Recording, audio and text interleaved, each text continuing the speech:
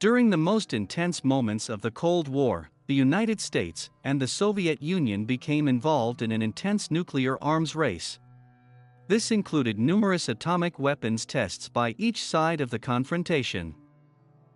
It was in early 1954 that the United States Armed Forces conducted their most powerful and arguably most reckless nuclear test of all time. This explosion was based on a hydrogen dry fuel bomb. However, due to a theoretical error by the bomb's designers, the device resulted in a measured yield of 15 megatons in TNT equivalent. This was much higher, as it was expected to produce 6 to 8 megatons. Castle Bravo, an American test of a thermonuclear explosive device on March 1, 1954, at Bikini Atoll, Marshall Islands. This test detonated a two-stage shrimp charge using lithium deuteride as the fusion fuel. The energy release from the explosion reached 15 megatons, making Castle Bravo the most powerful U.S. nuclear test of all time. The explosion resulted in massive radiation contamination of the environment, which caused worldwide concern and led to a major rethinking of existing views on nuclear weapons. The shrimp device was a two-stage charge with solid fusion fuel lithium deuteride. The Li-6 isotope content was about 40%. Such fuel was used in the United States for the first time, and for the first time in the world in a two-stage device. Therefore, the explosion power greatly exceeded the expected 1.6 metric tons was predicted in the range of 4 to 8 mountain time, while the actual energy yield exceeded the estimated 1 by 2.5 times 15 metric tons. Work on the installation of the explosive device and the structure housing it was completed in the afternoon of February 28. The nearest observation post to the test site was in a fortified bunker 20 miles, 32 kilometers away.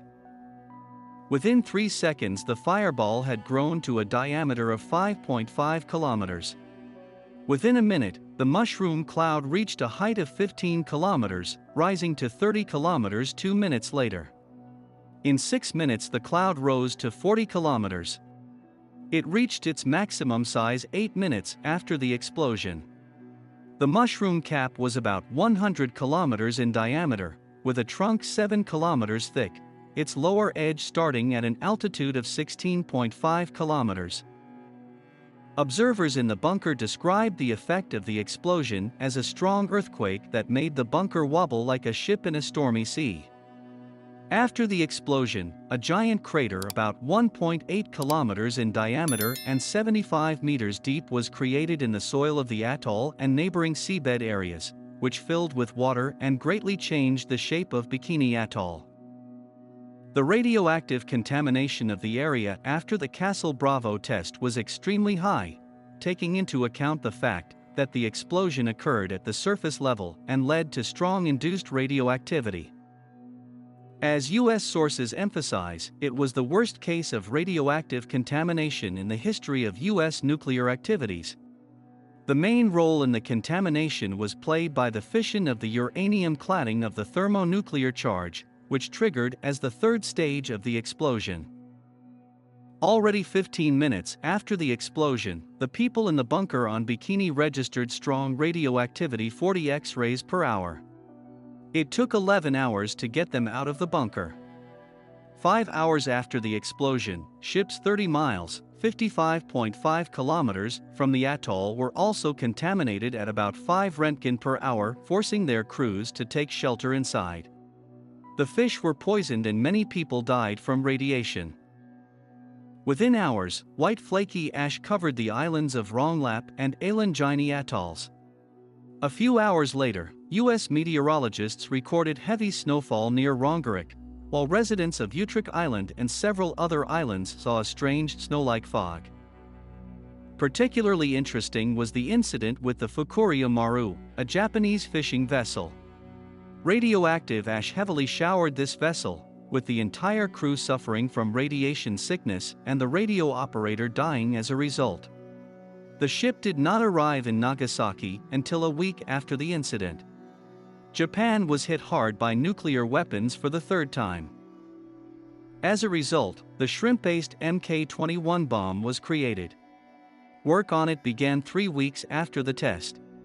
The design was complete by mid-July 1955, with a 4 metric tons load, later tested at Red Wing, Navajo on July 11, 1956, with a 4.5 metric tons capacity. Production of the Mk-21 began in December 1955, ending in July 1956. Total production was 275 units. In June-November 1957, all Mk-21s were converted to Mk-30 SIXS. The Castle Bravo test led to improvements in thermonuclear weapons. Subscribe to the channel and share this video with your friends. Give it a thumbs up. Write in the comments about what else interesting you can tell about this video. See you in the new video.